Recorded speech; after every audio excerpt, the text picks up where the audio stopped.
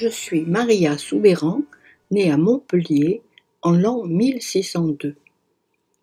Mon père était un riche drapier. À ma naissance, la ville était ville de sûreté protestante depuis l'édit de Nantes.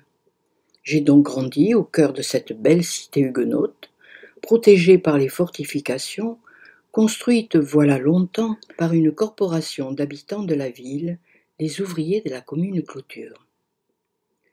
Cependant, ma grand-mère me racontait que nous avions déjà subi 2 sièges pendant les guerres de religion, et que dans la crainte que cela se reproduise, tous les faubourgs avaient été rasés autour de la commune Clôture pour laisser le champ aux boulets de canon et éviter que l'ennemi s'y dissimule.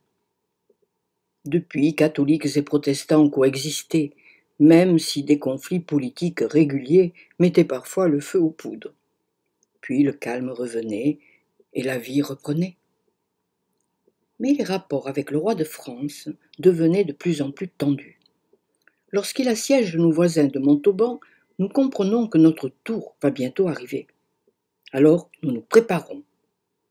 On fait venir à Montpellier Pierre de Conty d'Argencourt, célèbre militaire génie des fortifications, afin d'en construire de nouvelles.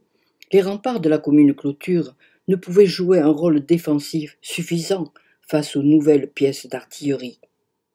La ville entière se mit au travail, faubourgs à nouveau rasés, églises et couvents détruits pour fournir des matériaux à la construction. Il suffit d'1 an à peine pour qu'elle soit désormais défendue par 16 bastions liés par des courtines avec des fossés et des demi-lunes. 3 kilomètres de murailles sur 6 mètres de haut, le tout sur une largeur de 20 mètres au sol, dont 12 mètres pour les fossés. Mais faisons le tour de ces nouvelles fortifications qui doublent la commune Clôture. Au nord-ouest de l'Écusson se dresse le bastion des Carmes. En remontant vers le Pérou, nous découvrons le bastion Saint-Jean. Puis le bastion du Pérou et son fort, duquel on pouvait tirer au canon en contrebas de la colline. On descend ensuite vers le sud par le bastion Saint-Guilhem, qui protégeait la porte du même nom. Plus bas, voici le bastion de la Madeleine. Pour arriver, enfin, tout en bas, au bastion de la Sonnerie. À la pointe de l'Écusson, le bastion de la Babotte protège l'accès sud. Puis c'est le bastion de Latte qui protège la porte menant au port. Le bastion de Saint-Denis veille à l'est. Nous descendons la butte vers le Pilat Saint-Gély pour y trouver, sur le front nord, le bastion noir. Longeant la fortification nord, voici la demi-lune d'Argencourt. Ce sera le théâtre de vifs combats. Enfin, voici le bastion blanc qui veille devant la tour des Carmes, objectif de nombreux tirs d'artillerie.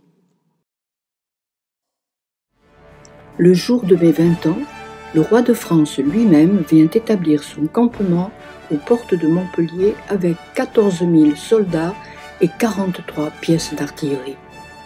En face, nous sommes prêts. 4 000 hommes, dont 1 000 militaires professionnels, et un régiment de 120 femmes portant épée et chapeau. Évidemment, j'en faisais partie.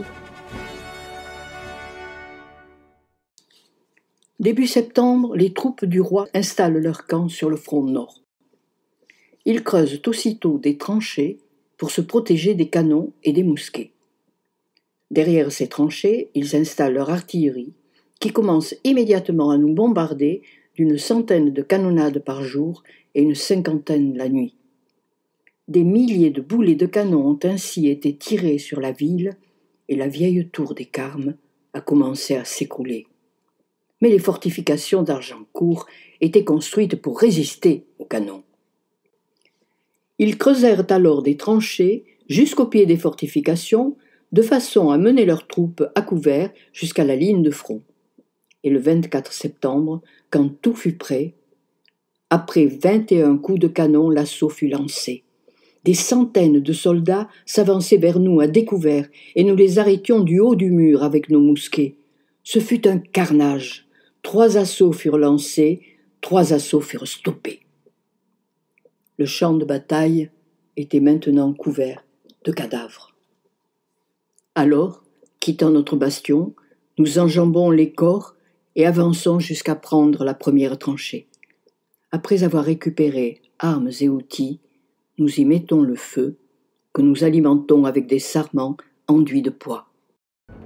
Les assaillants ne passeront jamais les fortifications, et la ville se rendit finalement sans être conquise par la force.